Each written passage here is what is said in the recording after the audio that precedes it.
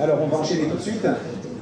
Et pour des choses bien complémentaires, là, vous avez eu les aspects surtout légaux, c'est-à-dire que si le sujet est sur la table aujourd'hui, c'est parce qu'il y a eu des lois. S'il y a eu des lois, c'est qu'il y a eu des personnes qui se sont dit le sport c'est bon pour la santé, pourquoi donc il y a des gens qui ont la mauvaise idée de ne pas faire de sport, y compris les personnes les plus déficitaires, y compris les personnes qui semblent les plus fragiles.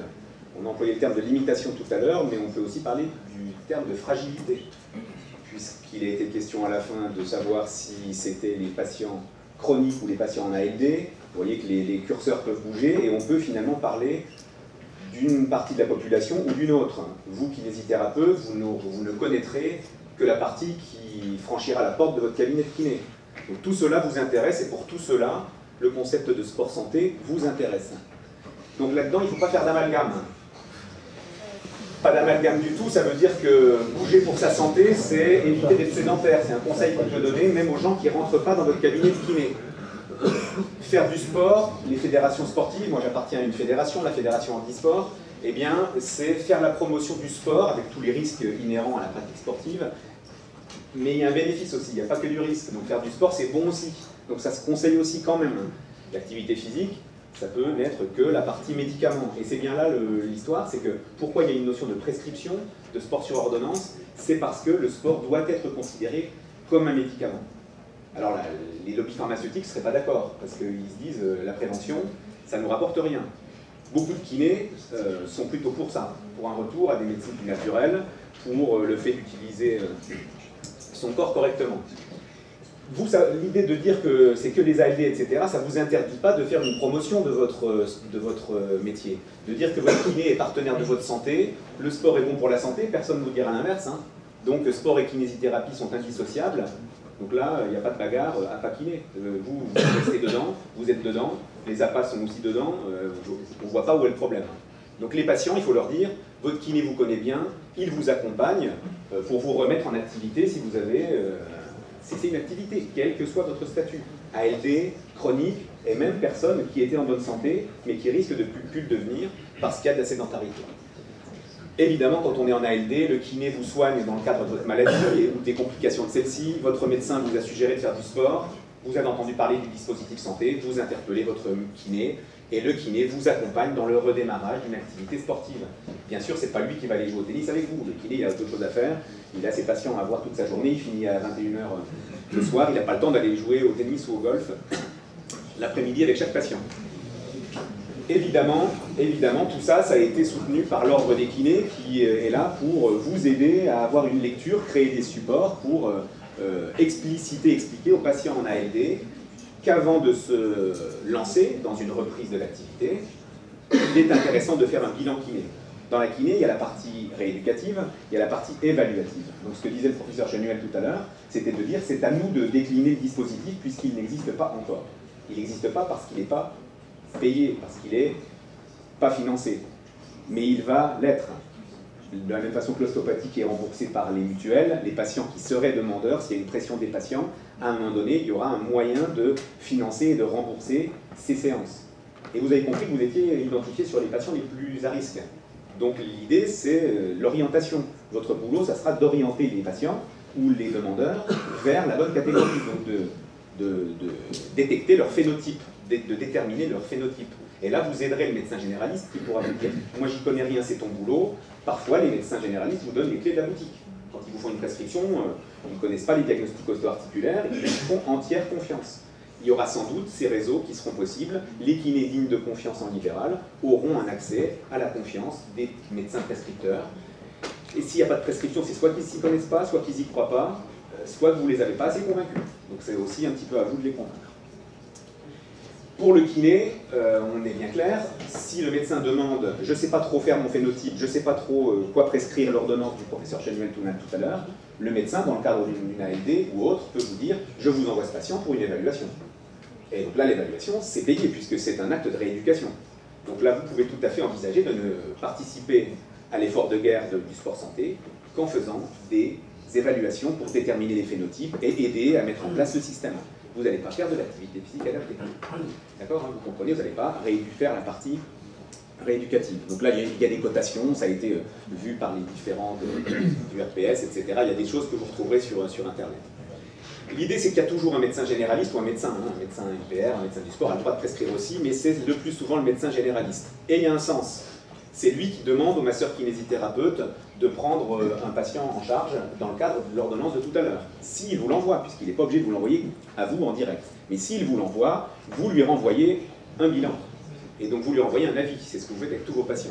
Donc là, le médecin, vous lui dites, dès le premier patient où vous avez une ordonnance comme ça, j'ai bien compris qu'il fallait que je vous aide à détecter un phénotype.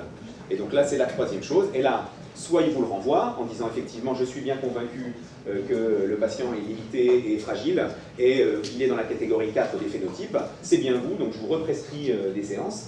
Ou alors c'est, le kiné dit, c'est pas pour moi, je vous donne le bilan, j'ai été payé pour mon bilan, renvoyez à l'APA. S'il vous le renvoie, vous n'êtes pas payé, c'est-à-dire c'est du sport santé. Vous comprenez? Sauf si vous dites, là, docteur, c'est pas du sport santé, c'est de la rééducation. Donc là, vous dites au médecin traitant, la rééducation n'est pas finie, c'est des séances de kiné qu'il me faut là. C'est pas du sport santé. Si ça rentre dans le sport santé et que vous voulez faire plus que les bilans, ce qu'il faut que vous fassiez, c'est que vous arriviez à créer des soins hors convention. C'est-à-dire vous proposer de l'activité physique comme si vous étiez coach, comme si vous étiez éducateur sportif. À ce titre-là, l'ordre vous conseille de demander votre carte d'éducateur sportif pour pouvoir réaliser cela. Et c'est là où on retombe sur ça, et ça, il faut le maîtriser. Donc vous allez avoir un rôle d'expert et d'évaluateur pour savoir quel est le phénotype. Phénotype qui est déterminé par les différents items présentés tout à l'heure dans l'autre slide du professeur Chenuel, mais où on a l'histoire de ne peut pas marcher plus de 150 mètres. Je vous avoue que ces limitations telles qu'elles ont été mises dans le décret, c'est de la daube. C'est-à-dire que c'est pas avec ça que vous arriverez à savoir quel est le patient fragile, fort limité, et quel est le patient pas limité. Imaginez un champion paralympique, il ne peut pas marcher plus de 150 mètres, il est en fauteuil, il ne peut que rouler. Vous le mettez où? Il est en ALD. Voilà, vous faites quoi? Là vous dites, si j'essaye d'arnaquer la Sécu et que j'essaye un petit peu de leur montrer que leur texte est mal fait, je vais prescrire de l'activité physique à tout le monde, y compris à ceux qui n'en ont pas besoin. Eux, ils n'en ont pas besoin, ils ont une meilleure capacité vitale que vous, ils sont plus en forme que vous. Voilà, ce truc, c'est qu'ils sont paraplégiques. Donc là, il faut que vous ayez bien compris tout ça, et compris aussi que vous avez tout le temps des plus. Le plus ou moins, c'est de se dire, un kiné, c'est pas un éducateur sportif exclusif. Ou alors c'est qu'il arrête d'être kiné, c'est qu'il fait autre chose. S'il fait du coaching pour des gens valides, sains, c'est qu'il est en train de faire autre chose de sa vie. Il n'est plus kiné à ce moment-là. Il peut dire je suis un kiné qui fait de la prépa physique, de sportif ou de valide, mais il n'est plus le kinésithérapeute, soignant, etc. qu'on connaît. Toutes ces personnes-là, vous serez peut-être amenés à parler avec elles. Donc là, on se concentre sur les APA parce que c'est le titre de l'intervention, mais toutes ces personnes-là devront aussi être accompagnées.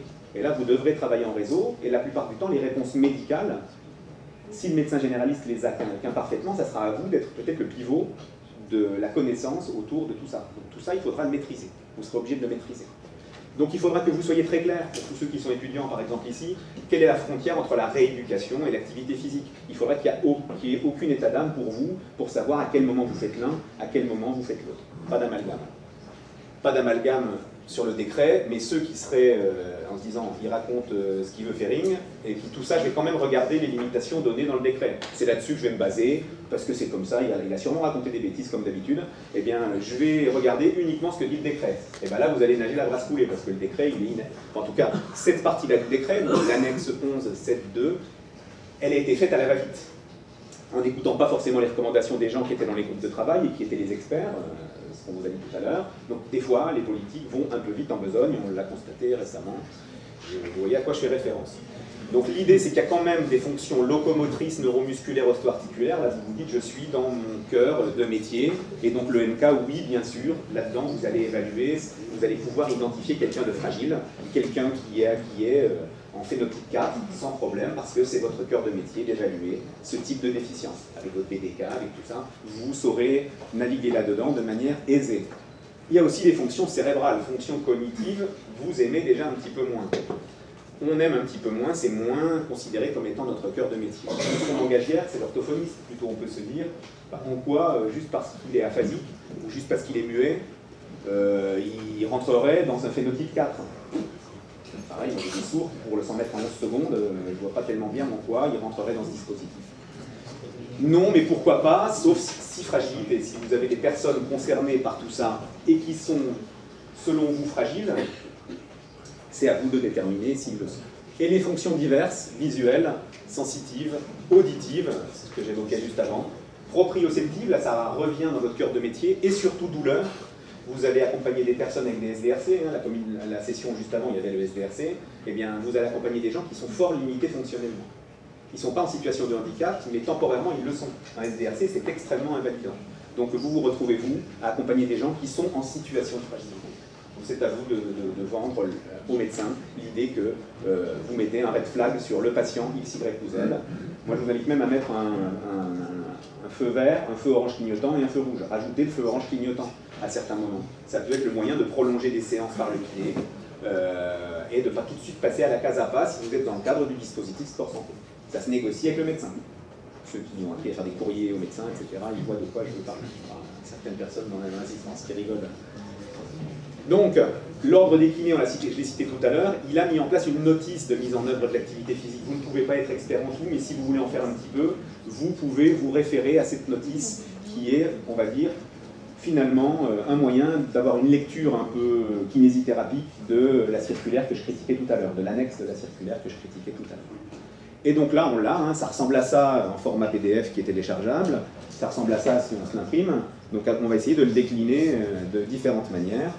Donc là, on a le plan, le sommaire, quoi. On a l'introduction qui reprend ce qui a été dit, une petite synthèse, si vous n'avez rien compris à nos interventions respectives, que vous ne dites pas la même chose, etc. Ceux pour qui nous n'avons pas été clairs, vous relisez cela, c'est mis en vocabulaire kiné, avec des phrases qui vont bien. Donc là, vous avez exactement l'explication faite pour le kiné, c'est extrêmement bien rédigé. Ça reprend aussi le fait que c'est le médecin qui prescrit, c'est pas vous qui prescrivez, même si vous pouvez, en première intention, solliciter le médecin en lui disant « j'ai réalisé une évaluation, c'est gratos, et j'ai l'impression que ce patient pourrait bénéficier d'une prescription de sport sur ordonnance ». Vous pouvez aussi parler à votre médecin. Donc qui peut bénéficier d'une activité physique adaptée, telle que c'est libellé, c'est la personne en ALD, c'est pas le malade chronique, mais vous pouvez quand même étendre cela sans l'appeler sport santé, sport sur ordonnance. Un élément pour connaître les différentes catégories, donc là on comprend aussi qu'il y a des patients qui sont avec des limitations sévères, le phénotype, d'autres qui sont un petit peu moins pour vous et puis qui sont moins lourdement touchés, un petit peu moins fragiles, et puis il peut s'améliorer le patient. Et si le patient s'améliore, il repasse, ou s'il se dégrade, il passe vers là, et s'il s'améliore, il repasse vers là. Donc ça va être aussi à vous de voir, en fonction de vos bilans comparatifs, à quel moment le patient, il repasse d'une catégorie où il est dans le rouge, à une autre catégorie où il est, là c'est le bleu, mais où il est dans le vert, le système des red flags. Et donc là, l'idée, c'est de dire que dans la notice, qui est la notice de l'ordre, eh bien, il y a tout ce qui concerne l'ALD, c'est-à-dire le médecin demande au kiné de faire un bilan, le kiné propose au médecin un bilan, ça c'est toute la partie de gauche, en bleu, et puis toute la partie de droite, c'est toute la partie, c'est tous vos autres patients. C'est-à-dire tous les patients pour lesquels vous dites qu'ils ne font pas d'activité physique, ils risquent d'être touchés par la sédentarité, là on est dans la définition générale du sport santé, on n'est pas dans le sport sur ordonnance. Forcément, pour un patient, vous allez avoir une fiche récapitulative qui remet en place les données administratives de départ. Vous allez déterminer le phénotype grâce à vos différents bilans qu'on va voir juste après, via les différentes fonctions, les locomotrices qu'on avait vues, les cérébrales qu'on avait vues, et les sensorielles et autres qu'on avait vues aussi dans les listes. Deux évaluations préalables, l'évaluation du niveau d'activité et de sédentarité du patient. Vous devez aussi, dans le cadre de tout ça, à savoir si oui ou non ils sont déjà actifs. Parce que s'il dit qu'il ne fait pas de sport, mais qu'à côté de ça, il fait des déplacements à pied pour 10 km par jour, on ne peut pas considérer qu'il soit sédentaire. Donc la sédentarité ne se mesure pas qu'avec l'activité physique au sens sport. Donc ne vous trompez pas, ne mettez pas tout de suite des gens dans une case inactifs alors qu'ils ne le sont pas. Donc là, c'est un moyen de détecter cela, c'est la première partie du questionnaire. La seconde, quand on fait du sport et de l'activité physique adaptée, il y a de la muscu, il y a du cardiovasculaire. Donc cette muscu, elle se fait dans les exercices de gymnastique que vous connaissez parfaitement, elle se fait souvent en utilisant le caisson abdominal. Donc le fait de tester le caisson abdominal et sa possibilité de démarrer un programme, c'est un test, ce sont des tests, ceux-ci sont proposés, mais vous avez tous ceux que vous connaissez par ailleurs, qui sont tout à fait valables. Et puis après, il y a des vrais outils d'évaluation. Les évaluations neuromusculaires, vous avez été biberonné au Muscle Manual Testing, c'est-à-dire le MFM, comme on l'appelle à l'IFM4 Nancy, donc le testing musculaire, vous pouvez évaluer les fonctions musculaires et déterminer qui est fragile, parce qu'il est faible, parce qu'il présente des déficits de force musculaire. Donc là c'est fait dans le monde entier, donc l'ordre a été sympathique, il vous a choisi des outils d'évaluation qui sont valides, qui sont connus, qui sont internationaux la plupart du temps. et qui sont traduits, ce qui est pas mal aussi. L'échelle de Borg, on est dans les gold standards, hein, on ne va pas chercher des trucs embêtants, on est dans les gold standards. Donc l'échelle de Borg avec l'intensité de l'effort telle qu'elle est perçue, et donc on a un moyen de demander au patient comment il ressent la difficulté d'un effort. Un effort minime qui va être perçu comme étant R un temps, ça vous signe un patient extrêmement fatigable et extrêmement peu tolérant à l'effort. Le test des 6 minutes de marche, un autre gold standard qui est utilisé dans moult études scientifiques. Donc l'idée, c'est d'être capable de le faire et de le faire de manière régulière. C'est fait dans plein de suivis, dans plein de maladies chroniques qu'on vous a exposées à l'école. On vous a expliqué comment le faire dans les télés, pour les étudiants, pour les professionnels. Il y a beaucoup de tutoriels et de vidéos sur YouTube qu'on peut suivre. C'est pas très compliqué à faire. Comme son nom l'indique, ça prend 6 minutes. Voilà. Donc les équipes des tests aussi validés internationalement de stations unipodales, d'équilibre. Des tests un peu plus utilisés en gériatrie, mais qui sont extensibles dans d'autres domaines, notamment là chez un amputé. C'est le Time Up and Go test, qui détermine plutôt le risque de chute chez certains patients, mais qui peut quand même être un bon indicateur sur la capacité à réaliser ce que vous venez de voir là, et qui peut se réaliser dans différentes conditions, y compris dans des barres parallèles. Des questionnaires aussi, parce qu'il n'y a pas que la métrologie pure, il y a aussi les tests psychométriques, donc le questionnaire IPAC qui est intéressant et qui a été validé en français et qui est l'objet de multiples publications, dont celle-ci, hein, pour en voir sa validité. L'évaluation du niveau de motivation, donc il y a beaucoup de choses sur la motivation dans le coaching, hein, si vous voulez rentrer là-dedans, il faut faire du coaching et donc c'est plutôt pas mal. Et donc, vous devez être capable de cerner le niveau de motivation de votre patient. Donc, Serge Samuel en parlait tout à l'heure, il faut savoir comment le patient est motivé. Donc, si on veut démarrer un programme, il faut être capable de se dire, est-ce que le patient, il est chaud ou il n'est pas chaud. Donc, s'il n'est pas chaud, il faut l'échauffer et puis lui mettre l'idée dans la tête, et l'idée fait son chemin. Le niveau de motivation, il est étudiable aussi avec des modèles de changement de comportement. Ceux qui font de l'éducation thérapeutique comprennent bien cela. C'est un modèle qui est utilisé aussi pour les gens qui veulent arrêter de fumer, par exemple. Et donc ce modèle, c'est de dire où est-ce qu'il en est. Est-ce qu'il n'y pense même pas à commencer une activité physique? Est-ce qu'il est déjà en train de se dire « ah j'y vais, allez, il faut que j'y aille, etc. » qu'il est déjà chaud? Ou est-ce qu'il a déjà commencé, mais qu'il faut juste un peu le fidéliser? Est-ce qu'il a déjà adhéré à tout ça et que c'est de redevenu un comportement pérenne?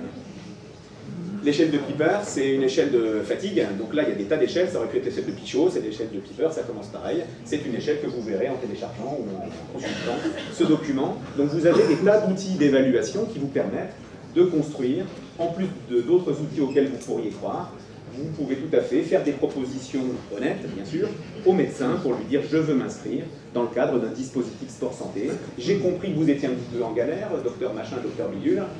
J'ai un médecin généraliste qui habite à côté de chez moi. Vous ne m'avez pas trop rappelé quand je me suis présenté en installant mon cabinet dans la commune.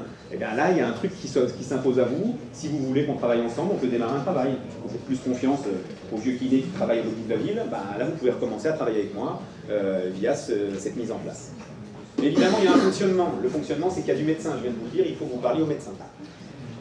Il y a une notice et il y a l'idée de faire un bilan. C'est de se dire qu'il y a une étape que l'ordre vous conseille, c'est de partir sur la logique d'évaluation. Il y a un réseau, mettre en place un réseau. Il y a du matériel un peu. Vous avez vu, il n'y a pas trop de matériel dans les tests proposés, mais il peut y avoir du matériel si vous voulez aller dans l'exploration de la condition physique et des tests d'effort. Il y a des compétences en ETP, si vous en avez c'est mieux, hein, c'est pour travailler en réseau et puis pour développer le cursus. Et puis surtout, il y a le fait de demander, si vous voulez rentrer là-dedans, votre carte d'éducateur sportif. Là encore, c'est une procédure simplifiée. Pour ceux qui ne sont pas encore diplômés, ils ne peuvent pas le faire, mais dès que vous avez votre diplôme en poche, vous pouvez le faire. Et vous avez votre carte d'éducateur sportif lorsque vous voulez faire autre chose que du bilan. Mais même si vous faites du bilan, en ayant cette carte, vous êtes identifié comme participant à ce réseau. Et donc ça s'adapte à qui? Ça s'adapte à des gens qui veulent faire de la gymnastique médicale, donc des kinés qui ont ce profil, qui aiment la gymnastique orthopédique, des kinés qui sont kinés du sport à fond, c'est leur projet, c'est tout ça. C'est notre projet, hein, si vous voyez ce que je veux dire. Donc ensuite, un kiné sensible à la prévention santé publique, il y a des gens qui ont plus ce profil-là, ben, ils peuvent rentrer là-dedans aussi. Des kinés qui veulent bien aider l'effort de guerre, mettre en place l'APA en ALD, déterminer les phénotypes, pourquoi pas faire des bilans de temps en temps quand on me le demande. Et puis aussi des kinés qui sont impliqués dans un sport particulier, une fédération, c'est mon cas par exemple, où il faut faire la déclinaison du médico-sport santé, où il faut aider éventuellement à proposer des moyens de faire ça via du sport. Il n'y a pas que l'activité physique, il y a aussi le sport, on vous l'a dit tout à l'heure. Donc engagez-vous, ça c'était un sondage qui avait été fait par l'URPS pour savoir combien déclaraient être intéressés par le dispositif. Est-ce que c'est toujours d'actualité, est-ce que c'est ancien, ça on pourra nous le dire juste après. Et donc on imagine que ça doit grossir, quoi. Hein, après un truc comme ça, vous êtes nombreux. Là, si c'est fait dans 6 mois, 1 an, 2 ans, il faut que ça soit plus de personnes. Voilà, donc l'ordre vous met plein de choses intéressantes et plein d'articles qui parlent de ça, donc vous pourrez remonter l'historique des articles qui concernent tout ça. Et il y a plein de choses intéressantes sur le site de l'ordre des kinés. Voilà, donc on a à peu près tenu le temps. Hein. J'ai quand même dépassé un petit peu, sinon vous n'auriez pas, tous les deux, vous n'auriez pas pu me... Ouais. Oui, ça va. Donc, on va faire une session collective de questions. Donc je pense qu'on va... Ouais, c'est ça.